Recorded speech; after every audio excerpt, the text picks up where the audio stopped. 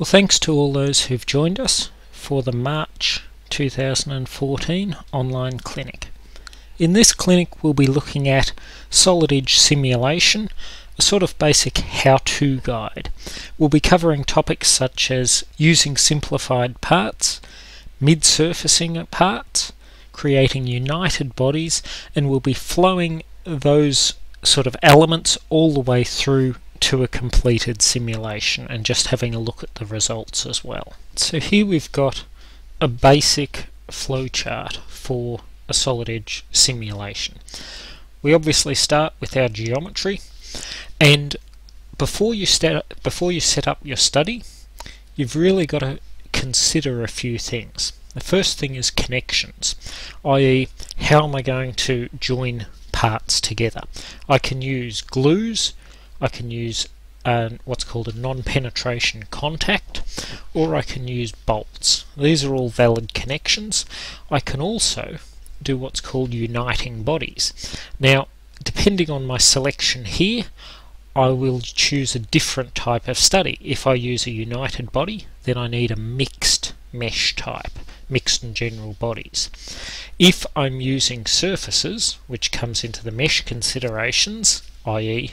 based on your material thickness and length and size and your computer resources, so if I'm using a surface mesh, then I need to set up a surface model. Now, you would use surface meshing, I'll just switch back to my model here, in cases like this where, let me just hide this part, where I have a very thin walled section. And the reason we use surface meshing for this is because in order to accurately capture bending across the thickness, we need at least 3 elements across the thickness, 2 to 3 elements. And what that means is if I was to mesh this part with a solid mesh, I would need a huge number of elements and my accuracy still would not be that good. Whereas if I use a surface mesh, it maintains the accuracy and uses a lot less elements. So coming back to our workflow, when you understand your connections and your meshing considerations, then you can set up your study, move through, prepare your geometry, things like removing undesirable and very small features. Now in our model you'll notice that we've got basically a dragon emblem. Now this is about 0.2 mil deep, and while you might not consider that as a problem for finite element analysis, if I zoom right in on these walls, it's going to try and put an element across that wall thickness, which is going to cause very distorted mesh. So we need to consider how we're actually going to remove them. Then if I'm using surface meshing, I need to mid-surface thin-walled bodies and or sheet metal bodies. And if I've decided to use a united body connection, then I need to actually unite those bodies. Once I've done that, then I can flow through, I can create any connections that are needed, I can apply loads and constraints, and I can mesh the geometry. Once I've done that, I solve it and read it. So let's go ahead and actually start this with this model. So the first thing, we've got to find a way of removing this undesired geometry. One of the easiest ways in Solid Edge is to use the simplify command. Now I've already set up a simplified body in which I just delete these faces out of the body. Once I've done that, all I need to do is I right click and I say I want to use the simplified part. Now that geometry is gone. Next I need to mid-surface this. Now I can either mid-surface it in the part itself, or I can use the simulation geometry command. And because it's not a sheet metal, if it's a sheet metal body, I just use the straight mid-surface command, click on my part and say which side I'm going to offset from. I can do that for this part as well. If it's not a sheet metal body, First of all, I need to copy it, copy the entire lot, and then I create an offset of those bodies to half the thickness. So I think this is a 3mm thick, so I go 1.5mm offset to the inside, and you'll notice in my simulation geometry tree I've now got a copy and an offset. I'll just hide the copy so I can't accidentally select it. Now I also want to unite these three bodies together. So what I'm going to do in order to do the unite is I'm going to select this body, make sure you get not the design body, oh sorry, in this case you can see the dragon faces on that face set, but you cannot see them on this face set. So I select that face set, and then before I do a unite I'll just hide the arm, and that lets you see the mid surface underneath it.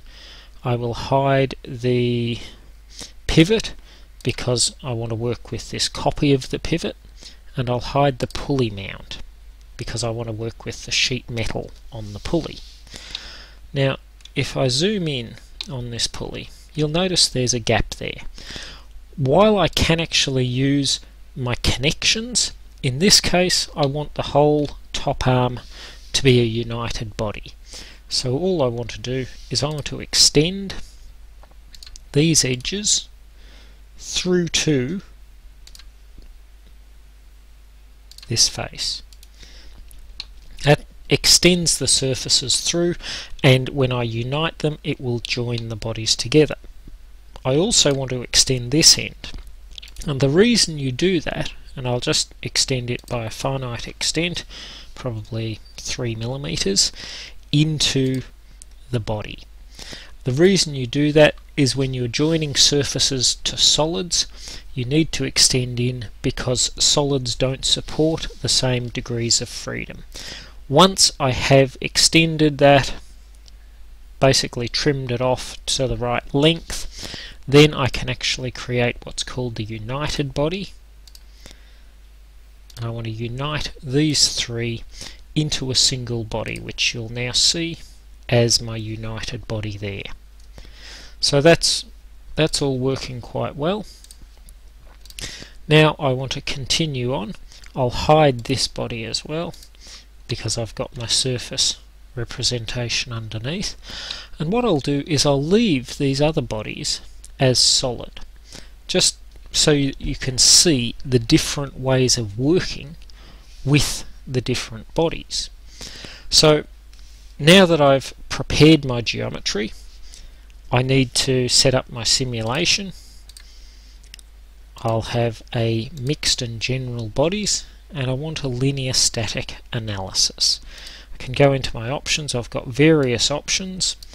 I don't just want results on the surface, and I can leave the rest of those options alone. Now I want to define the geometry that's going into my model. I want the base, I want the upright, I want the brace and the lock rod on the end there, I want the mount there, and I want this entire united body.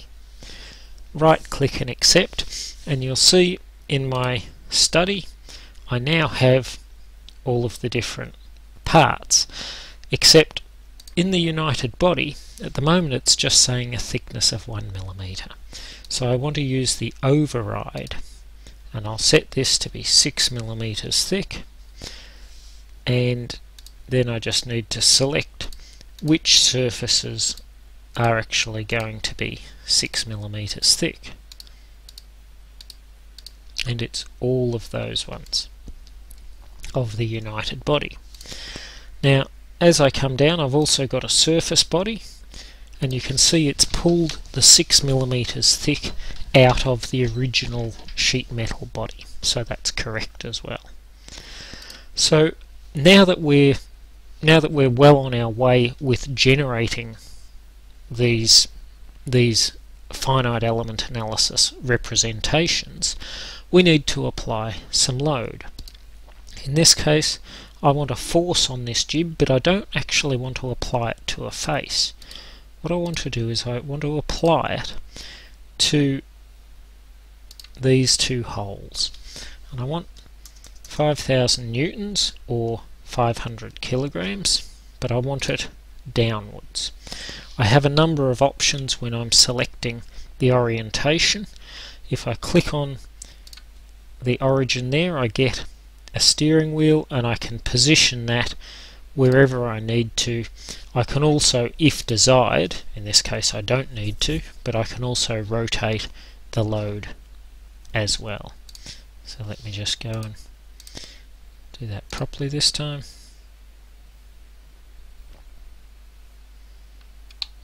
Lost my other surface. There we go. 5,000 newtons down. Right click to accept. So I've got my force.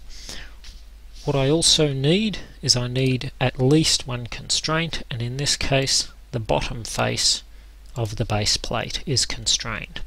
Now I've got to set up the connections that I decided on earlier. An easy way to start with this is I'll create what's called glued connections between these various components.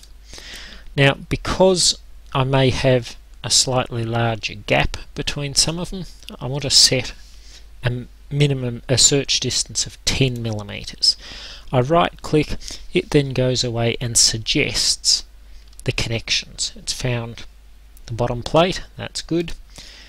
It's found the lock rod to the cylinder, which is good, and it's found the brace to the end of the lock rod.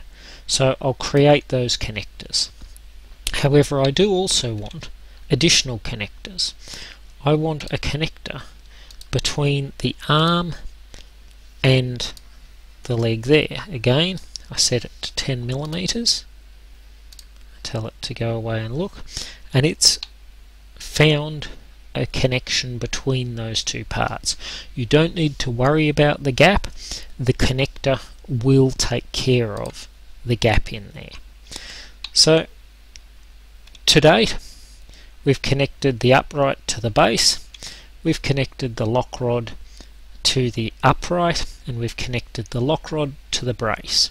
We'll come back and have a look at the connector of the lock rod to the upright later on, but we also need to connect basically where this bolt goes through and this bolt goes through. Effectively, the best connection for that is a bolt. Now we've got a few options when it comes to bolts, and what I would recommend here is actually use a threaded hole. And the reason for that is because I want it to connect to the inner holes as well as the outer holes. So once I've selected that, I select the top hole. It has a look and finds the rest of the holes. The bolt diameter is effectively the size of the load bearing area on the top. In this case I'll say 45 mil.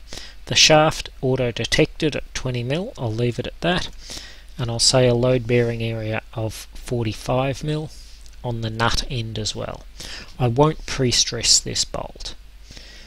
So that's my first bolt, and I also need to do a bolt through here as well.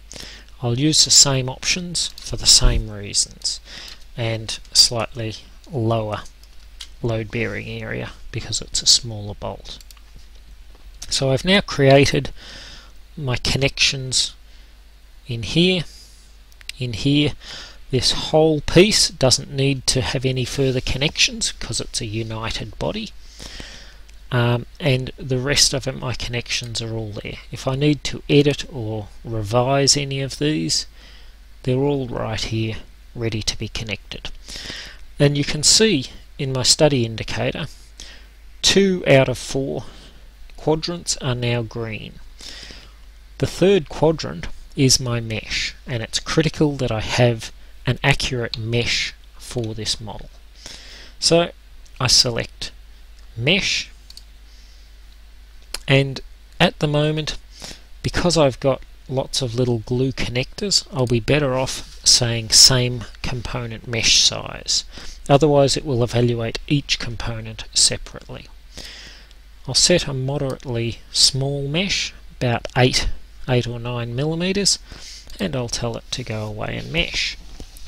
Now, one of the important considerations when you're meshing is if you want to capture bending across a solid part, you need 2 to 3 elements across the thickness of a solid part.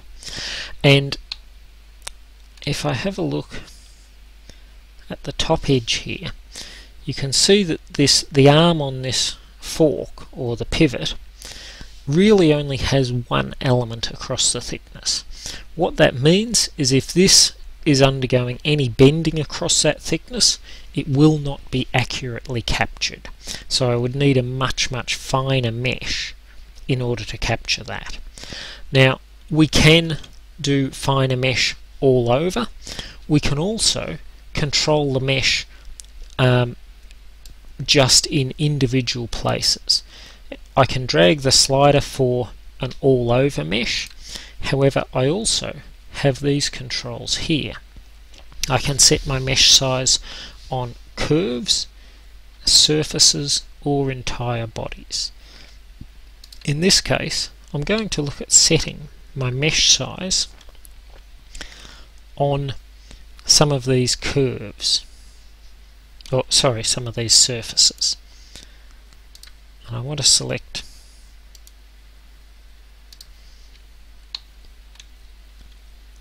all of these cutouts, and I also want to select the entire, or all the surfaces on the lock rod, and lastly I'll select the end plane on the brace, and I'll set a mesh size of about 2 millimeters on there, because there's an awful lot of force coming through this one small area here, and I suspect that I'll need a much finer mesh in that area to do it. Now all I've done so far is set the mesh sizing. Now I need to go and remesh, and I'll mesh with a slightly finer overall as well. Now I need to remesh. Now any body or entity that has a size set doesn't use the subjective mesh size. It uses the size that you have set. A surface will override a body, and a curve will override a surface. So that's how Solid Edge uses the sizing to come up with an end result mesh. Now you'll probably notice that it will take a little bit longer this time to come up with the mesh, and it's now got about 205,000 elements, which shouldn't be a problem for most of your computers to solve.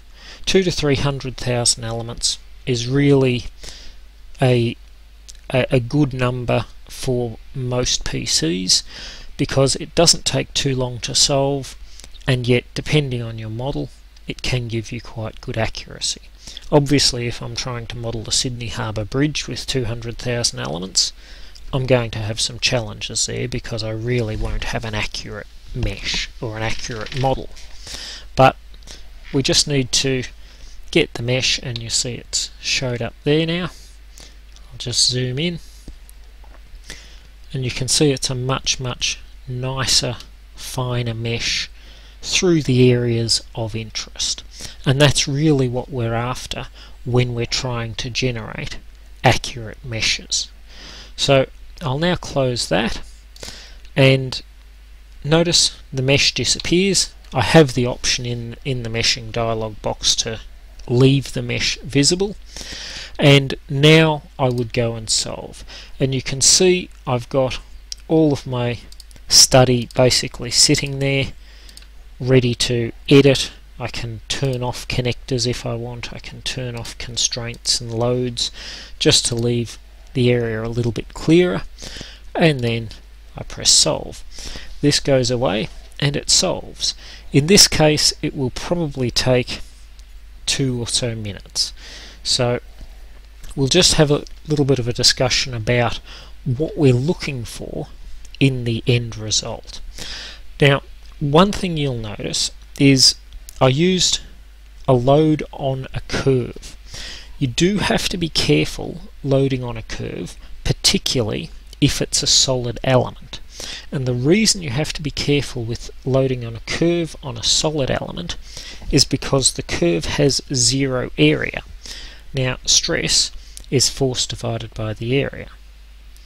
And if you've got 0 area, that means you actually have mathematically an infinite stress on that area. So you have to be very, very careful with that. Now, in this case, I'm loading on the edge of a plate element.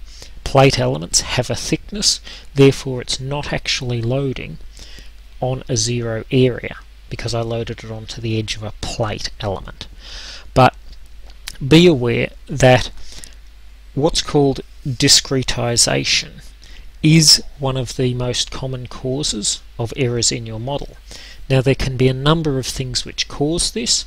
You can have meshing discretization, which is where effectively your model is broken down into larger triangular or straight-edged elements which simplify the actual geometry, and you can get errors because of overly simplifying your mesh. You can also get errors because of loading either on a curve or a point of a solid element. There's 0 area there to actually carry the load, therefore you get a reported almost infinite stress. Now, because of the FEA process, it won't actually report infinite, but you'll get very, very high stresses in some of those areas. Now, there's a number of other things that can cause these errors. We don't have time to go into them all in this analysis, but they are effectively, you'll see them as what's called hotspots most of the time. A slightly more dangerous discretization is where you get a reported stress lower than your actual stress, and that's generally because of oversimplifying your mesh, and that can basically hide high stress points. So do be aware your meshing is a critical part of your finite element analysis accuracy. At best, a finite element analysis model will be around 10% accurate. Sorry, an error of about 10%. So about 90% accuracy at best. That's assuming your materials, your load cases, your constraints, all of that are spot on. Now, another area which can very often cause problems is in your interpretation of how things are connected, and you'll see that this is just processing the results now. We'll have a look at this in just a second, and you'll see that one of the connection assumptions I've made is actually quite dangerous.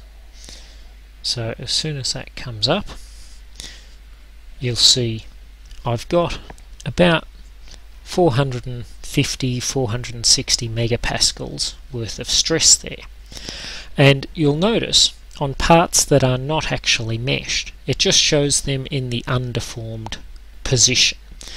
Now, it also, one other thing I should mention is it exaggerates your deformation, in this case to 10% of the overall model size. I'll switch that back to the actual deformation, and just for a clearer view, I'll turn the edge style to be model instead of external mesh.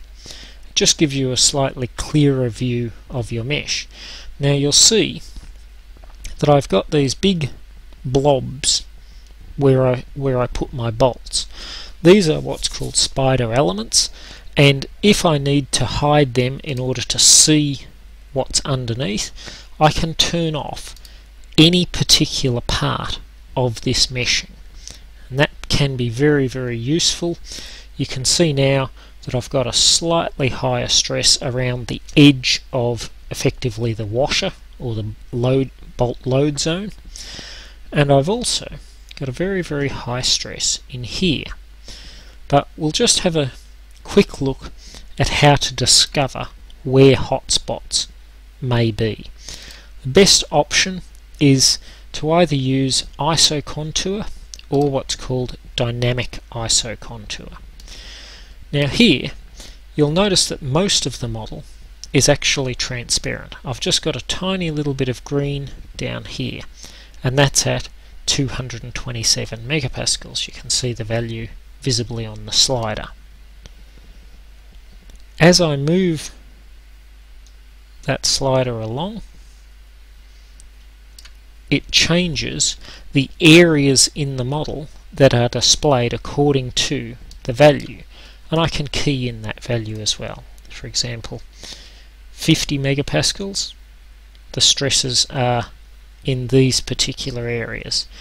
So it gives you a very quick way of isolating where important stresses are.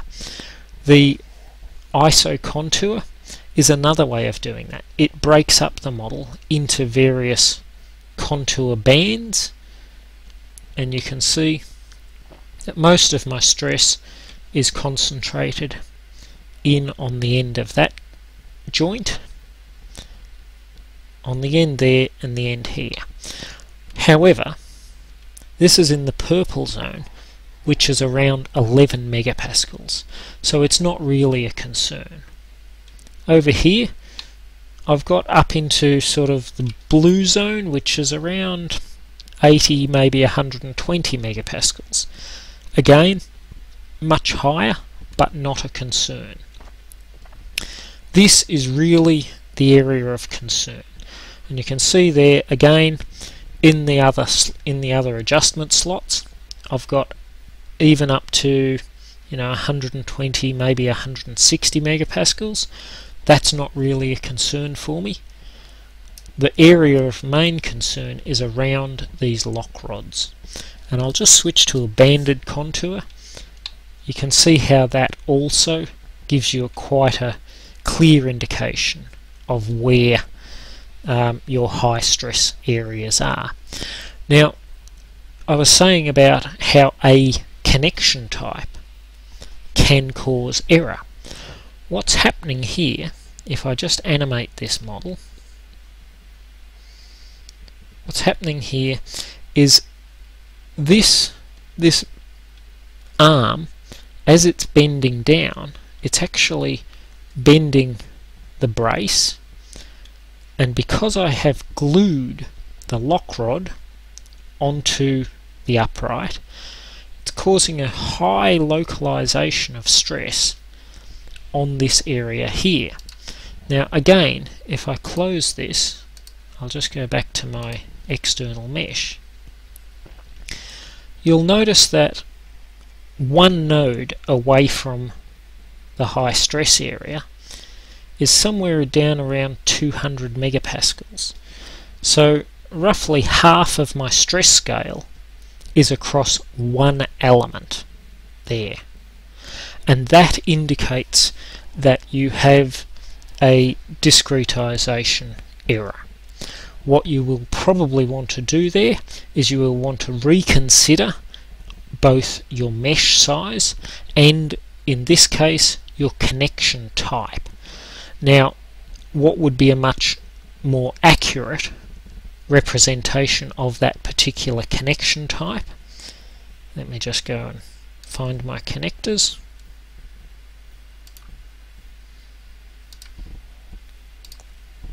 On connector 2, if instead of being a glued connection I have what's called a no penetration connection, this will allow sliding, it will allow liftoff, it just won't allow penetration in that model. Now it has some extra parameters, i.e. friction, and minimum search distance. So I'll set some of them, and it also has how to treat initial gaps. Now you might say they're both cylinders, there's no gaps. Well, there was no gaps before we discretized it.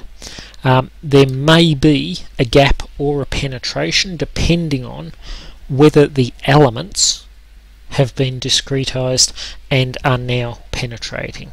So if you want that to just ignore any gaps or penetrations that have been created, you use the initial penetration as zero gap penetration.